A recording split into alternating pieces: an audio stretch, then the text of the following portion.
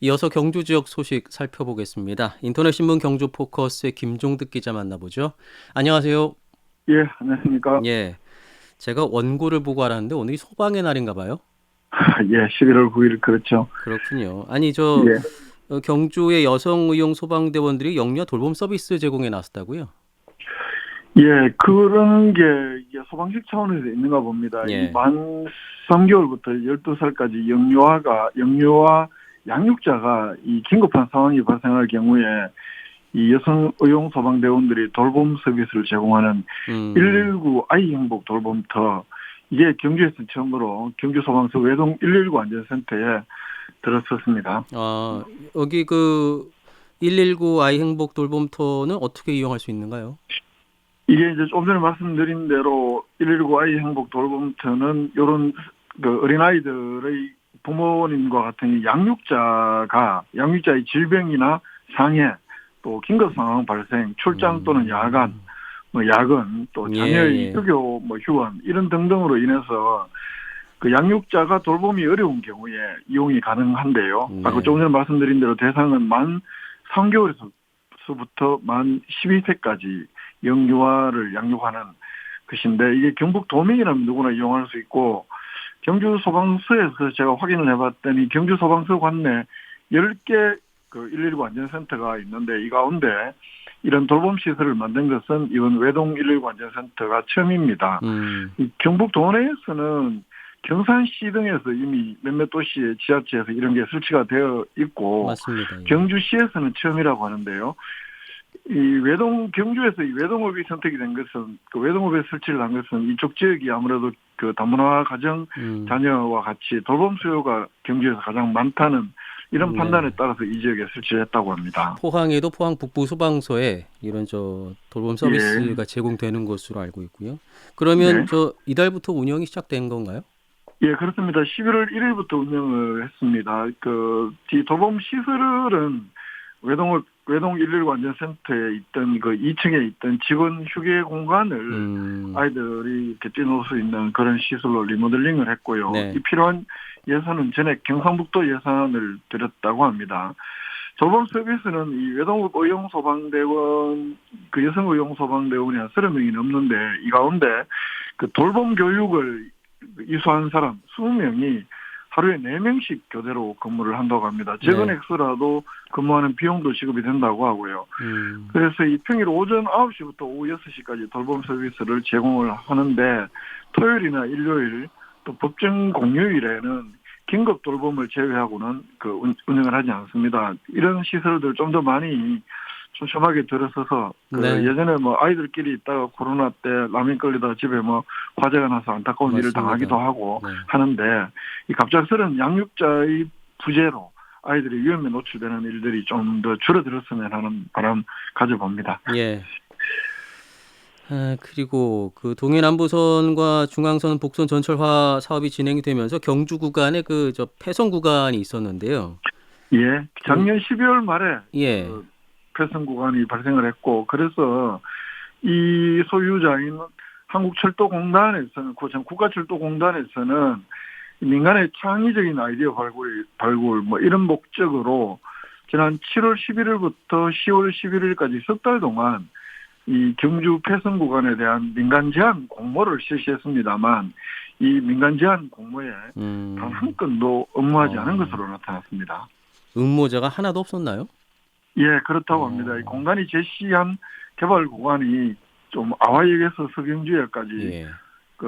또 동해남부선 부조역에서 경주역까지, 또 동해남부선 동방역에서 모화역까지, 이렇게 세 개 구간으로 나눠서 각각의 구간에 대한 공모를 동시에 시행을 했는데, 이들 세 개 구간에는 한 업체가 구간별로 한 개의 민간 제한만 가능하도록 하는 방식으로 했습니다.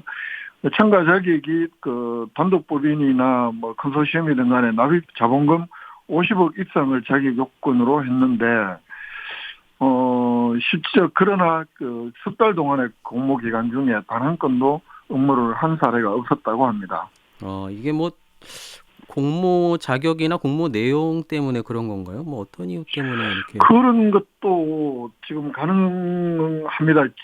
기본적으로 이 세 개 구간으로 이렇게 공모가 나가다 보니까 이 예. 세 개 구간에 각각의 구간에 한 업체가 이렇게 신청을 해야 되는데 구간 전체가 굉장히 길고 넓다 보니까 네. 수익성을 기대하기가 이제 일부 지역만 수익성이 있고 나머지는 수익성을 포기해야 되는 경우 그래서 민간업체 쪽에서 보면 한 구간 전체의 수익성을 굉장히 기대하기 어려웠던 것 아니냐 이런 분석이 가능할 것 같고 예. 또 하나는 최근에 뭐 대출 금리가 굉장히 많이 그렇죠. 오르고 있는 상황입니다. 그리고 네네. 고환율이라든가 또 국제유가의 뭐 상승이라든가 등등 기업들의 투자 여건이 급속도로 안 좋아진 이런 상황에서 투자자들이 선뜻 나서기 어려웠던 것 아니냐 이런 분석이 가능합니다.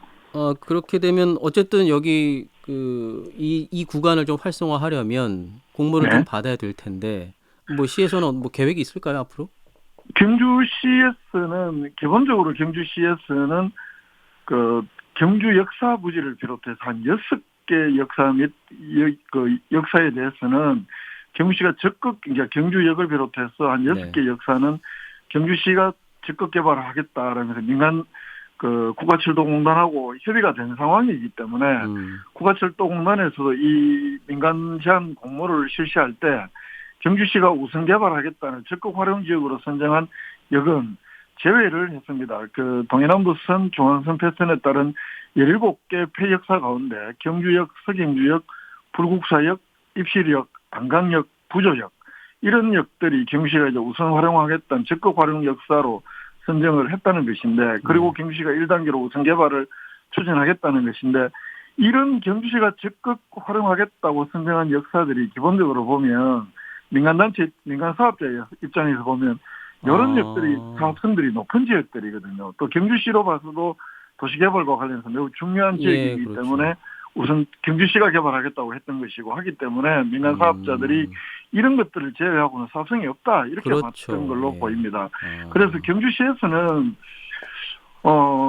공단 쪽이 지금 앞으로 이게 민간 사업 재공모를 할지 아니면 지금 나와 있는 지난번 7월달에 공모했던 이 중에서라도 수익성이 높은 지역들만 좀 선별해서 공모를 할지 현재 국가철도공단에서 고민을 하고 있다 이렇게 밝히고 있습니다. 그저께 경시 폐철도 사업단에서 이 국가철도공단에 출장을 다녀왔다고 하는데요.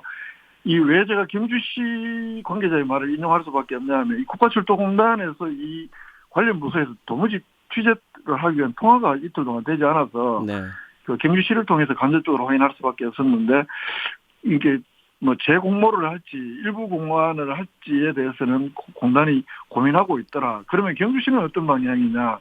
경주시에서는 이 나머지 전체 방향도 이게 어차피 현재로서 민간 사업자가 선뜻 나서기 어려운 구조인 것을 보면 가능하면 경주시가 활용하겠다 하는 방향대로 공단이 좀 협조할 수 있도록 적극적으로 이렇게 협의를 해보겠다 이런 입장 밝히고 있습니다.